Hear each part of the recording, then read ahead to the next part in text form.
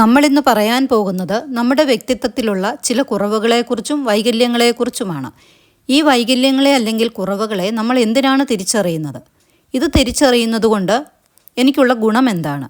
ഗുണമുണ്ട് എന്ന് തിരിച്ചറിഞ്ഞാൽ മാത്രമേ നമുക്കതിനെ മാറ്റത്തിന് വിധേയമാക്കാൻ കഴിയുകയുള്ളൂ. ഒരു കുഞ്ഞിൻ്റെ 6 വയസ്സുവരെയുള്ള കാലഘട്ടം വളരെ പ്രധാനപ്പെട്ടതാണ്. ഈ കാലഘട്ടത്തിൽ അവരെ വളർത്തുന്നത് മാതാപിതാക്കളോ സഹോദരങ്ങളോ മറ്റു ബന്ധുക്കളോ ഗ്രാൻഡ് പേരൻസോ ഒക്കെ ആകാം.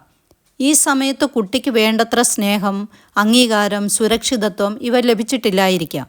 ഈ കുറവ് കുഞ്ഞിൻ്റെ മാനസികവും ശാരീരികവും ആരോഗ്യകരവുമായ വളർച്ചയ്ക്ക് കോട്ടമുണ്ടാക്കുന്നു. ഇതുവഴി കുഞ്ഞിൻ്റെ ഉള്ളിൽ രൂപാന്തരപ്പെടുന്ന ഒരു മാനസിക അവസ്ഥയാണ് എന്നെ ഒന്നിനും കൊള്ളുകയില്ല, എനിക്കൊരു കഴിവുമില്ല എന്നുള്ളത്. കുഞ്ഞിനെ വളർത്തുന്ന ആളുകൾ സ്ഥിരമായി കുഞ്ഞിനെ വിമർശിക്കുകയും കൊച്ചാക്കി സംസാരിക്കുകയും തരം താഴ്ച സംസാരിക്കുകയും ഒക്കെ ചെയ്യുമ്പോൾ കുഞ്ഞിൻ്റെ ഉള്ളിൽ ഭയം രൂപപ്പെടുന്നു. ഭയത്തോടൊപ്പം വിശ്വാസക്കുറവും കുട്ടിയിലുണ്ടാകുന്നു.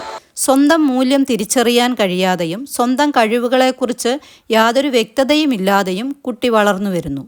ഇതുവഴി കുഞ്ഞ് ആമയെപ്പോലെ ഉൾവലിഞ്ഞ് വിഡ്രോവൽ എന്ന ട്രോമയിലേക്ക് രൂപപ്പെടുന്നു. ഈ സമയത്ത് ഇമോഷണൽ ട്രോമ, ബിട്രേഡ് ട്രോമ ഇങ്ങനെയുള്ള എല്ലാത്തരം മുറിവുകളും കുഞ്ഞിൻ്റെ ഉള്ളിൽ രൂപപ്പെടുന്നു. ഇതുവഴി കുഞ്ഞ് ആളുകളെ വിശ്വസിക്കാതെ ഒറ്റപ്പെടൽ അനുഭവപ്പെടാൻ തുടങ്ങുന്നു. കുഞ്ഞ് ഇൻട്രോവേർട്ട് എന്ന് പറയുന്ന അവസ്ഥയിലേക്ക് എത്തുന്നു. കുഞ്ഞെല്ലാ മത്സരങ്ങളിൽ നിന്നും ഒഴിഞ്ഞു മാറുന്നു. കാരണം ഭയമാണ്. സ്വന്തം ഗുണങ്ങൾ ഇവർക്ക് പിന്നീട് കണ്ടെത്താൻ കഴിയുകയില്ല. വളർന്നു വരുമ്പോൾ ചുറ്റുപാടുമുള്ള പലരോടും സ്വന്തം സഹോദരങ്ങളോട് പോലും ഇവരുടെ ഉള്ളിൽ അസൂയ ഉണ്ടാകുന്നു. ഒരിക്കലും സന്തോഷത്തോടു കൂടിയോ സമാധാനത്തോടു കൂടിയോ സംതൃപ്തിയോടു കൂടിയോ ജീവിക്കാൻ ഇവർക്ക് കഴിയാറില്ല. ജീവിതത്തിൽ ഉത്തരവാദിത്തങ്ങൾ ഏറ്റെടുക്കാനും ഇവർക്ക് കഴിയുകയില്ല. എല്ലാ റെസ്പോൺസിബിലിറ്റിയും ഇവർക്ക് ഭയമാണ്. ഒറ്റയ്ക്കിരിക്കാനാണ് ഇവർക്ക് ഇഷ്ടമെന്ന് പറയുന്നത് പോലും സങ്കടവും ഭയവും ഉള്ളിലുള്ളതുകൊണ്ടാണ്. ചില സമയങ്ങളിൽ ചില പൊട്ടിത്തെറികൾ ഉണ്ടാവും. പലപ്പോഴും തീരുമാനങ്ങൾ എടുക്കാൻ ഇവർക്ക് കഴിയാറില്ല. ഒരു പ്രശ്നം വന്നാൽ അതിനെ എങ്ങനെ പരിഹരിക്കണം എന്ന് സ്വയം അറിയാൻ ഇക്കൂട്ടർക്ക് കഴിയില്ല. ഇവർ പലപ്പോഴും മറ്റുള്ളവരുടെ ചൂഷണങ്ങൾക്ക് ഇരയാകാറുണ്ട്. ചിലപ്പോൾ ഇത്തരത്തിലുള്ള മാനസിക മുറിവുകൾ കാരണം ചിലർക്ക് അന്ധവിശ്വാസങ്ങളെയും ആത്മീയതയും ദൈവത്തെയും കുറിച്ച് തെറ്റായ ധാരണകൾ രൂപപ്പെടാം. ജീവിതത്തിൽ ഒരു പ്രശ്നം വന്നാൽ സ്വന്തം തീരുമാനങ്ങളിൽ വിശ്വാസമില്ലാത്തതിനാൽ അവർ മറ്റുള്ളവരെ അമിതമായി ആശ്രയിക്കാനും സാധ്യതയുണ്ട്. ഇത്തരം മനോനില തിരിച്ചറിയുന്ന ചിലർ നിർഭാഗ്യവശാൽ അതിനെ മുതലെടുക്കാറുണ്ട്. അതിൻ്റെ ഫലമായി ചിലർ സാമ്പത്തികമായോ വൈകാരികമായോ ആത്മീയമായോ ചിലപ്പോൾ ലൈംഗികമായോ ചൂഷണത്തിന് ഇരയാകാറുണ്ട്. ഇതിന് പിന്നിൽ പലപ്പോഴും ആഴത്തിലുള്ള ഒരു വിശ്വാസമുണ്ട്. ഞാൻ മതിയായ ആളല്ല, എനിക്കൊന്നും അറിയില്ല, എനിക്ക് കഴിവില്ല, മറ്റുള്ളവർക്കാണ് എല്ലാം അറിയുക, അവർക്ക് മാത്രമേ എന്നെ രക്ഷിക്കാനും സഹായിക്കാനും കഴിയൂ. ഇങ്ങനെയുള്ള വിശ്വാസങ്ങൾ കാരണം ചിലർ മറ്റുള്ളവരെ അമിതമായി ആരാധിക്കുകയും സ്വന്തം വിവേകത്തെ മാറ്റിവയ്ക്കുകയും ചെയ്യുന്നു. അപ്പോൾ ചൂഷണം ചെയ്യുന്നവർക്ക് അവരെ നിയന്ത്രിക്കാൻ എളുപ്പമാകും. പിന്നീട് ചതിക്കപ്പെട്ടെന്ന തിരിച്ചറിവ് വീണ്ടും പുതിയ മാനസിക മുറിവുകൾ സൃഷ്ടിക്കുന്നു. ഇതിൻ്റെ ഫലമായി നിരാശയും പ്രതീക്ഷക്കുറവും ഉണ്ടാകുന്നു.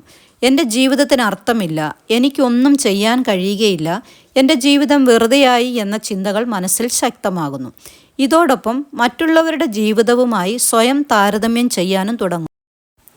അവർ എത്ര സന്തോഷത്തിലാണ് ജീവിക്കുന്നത്, അവർക്ക് നല്ല കുടുംബമുണ്ട്, നല്ല ജോലിയുണ്ട്, സാമ്പത്തിക സുരക്ഷയുണ്ട്, എനിക്കു മാത്രം ഒന്നുമില്ല. ഇങ്ങനെ താരതമ്യം ചെയ്യുമ്പോൾ അസൂയയും ഏകാന്തതയും വളരാം. എന്നെ ആരും സ്നേഹിക്കുന്നില്ല, എന്നെ ആർക്കും വേണ്ട എന്ന ചിന്തകൾ മനസ്സിൽ ആവർത്തിക്കുമ്പോൾ ചിലർ ഡിപ്രഷനിലേക്ക് നീങ്ങുന്നു. ഇതിന് കാരണം നമ്മൾ തന്നെയാണ്. നിങ്ങൾ ഇങ്ങനെ ഒരു അവസ്ഥയിലാണെങ്കിൽ ഇതിന് പരിഹാരമുണ്ട്. ആദ്യം നമ്മളെ തന്നെ തിരിച്ചറിയണം. അതിനായി നമ്മൾ നമ്മുടെ മനസ്സിലേക്ക് നോക്കേണ്ടതുണ്ട്. നിങ്ങൾ ഇതേ കാര്യം തന്നെയാണോ ആവർത്തിച്ചു കൊണ്ടിരിക്കുന്നത്? ഇന്നലകളിലാണോ നമ്മൾ ജീവിക്കുന്നത്? ഇന്നലത്തെ ഭക്ഷണം നല്ലതായിരുന്നു, ഇന്നലെ എൻ്റെ അമ്മ എന്നോട് നന്നായിട്ടാണ് പെരുമാറിയത്, ഇന്നലെ എൻ്റെ ഭർത്താവ് അല്ലെങ്കിൽ ഭാര്യ എത്ര സ്നേഹത്തിലായിരുന്നു, ഇപ്പോൾ അവർക്ക് എന്നോട് സ്നേഹക്കുറവുള്ളതുപോലെ. ഇത് നമ്മുടെ പ്രശ്നമാണ്, നമ്മുടെ മനസ്സിൻ്റെ പ്രശ്നമാണ്. നമ്മുടെ മനസ്സ് ഇന്നലകളെ ആവർത്തിക്കാൻ ആവശ്യപ്പെട്ടുകൊണ്ടേയിരിക്കും. സ്വന്തമായി ഒരു അസ്തിത്വം ഉണ്ടാക്കാൻ അതിനിഷ്ടമല്ല. ഇന്നലകളിൽ നമുക്ക് എന്ത് സംഭവിച്ചു അത് നാളുകളിൽ സംഭവിക്കാൻ നമ്മുടെ മനസ്സ് പദ്ധതിയിടും. പാസ്റ്റിൽ നമുക്ക് ദുഃഖം മാത്രമേ ഉണ്ടായിരുന്നുള്ളൂ എങ്കിൽ അത് തന്നെ നമ്മൾ ആവർത്തിച്ചു കൊണ്ടേയിരിക്കുന്നു. അതുകൊണ്ട് നമുക്ക് വേണ്ടത് വിവേകമാണ്. നമ്മൾ ഒരു പുനർജന്മ പ്രക്രിയയ്ക്ക് വിധേയമാകണം. എങ്കിൽ മാത്രമേ നമുക്ക് ഈ മാനസിക അവസ്ഥയിൽ നിന്നും പുറത്തു കടക്കാൻ കഴിയുകയുള്ളൂ. ഇല്ലെങ്കിൽ നമ്മൾ വീണ്ടും വീണ്ടും ഈ ദുഃഖവും ദുരിതവും അനുഭവിക്കേണ്ടി വരും. നിങ്ങളുടെ ഈ അവസ്ഥയിൽ നിന്ന് നിങ്ങൾക്ക് മോചനം വേണമെന്നുണ്ടെങ്കിൽ നിങ്ങൾക്കൊരു വഴികാട്ടിയോ സുഹൃത്തോ ആവശ്യമാണ്.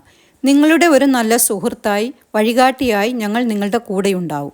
നിങ്ങൾക്ക് ഈ പ്രശ്നത്തിൽ നിന്നും പുറത്തു കടക്കാൻ ആദ്യത്തെ വഴി നിങ്ങൾക്ക് നിങ്ങളുടെ ഉള്ളിൽ ഒരു പ്രതീക്ഷ ഉണ്ടാക്കുക എന്നതാണ്. രണ്ടാമത് നിങ്ങൾ നിങ്ങളെ തന്നെ വിശ്വസിക്കുക. ഇത് രണ്ടും നിങ്ങൾ ആദ്യം ചെയ്യുക. ഞങ്ങൾ നിങ്ങളോടൊപ്പം ഉണ്ടാകും, തീർച്ച. നന്ദി.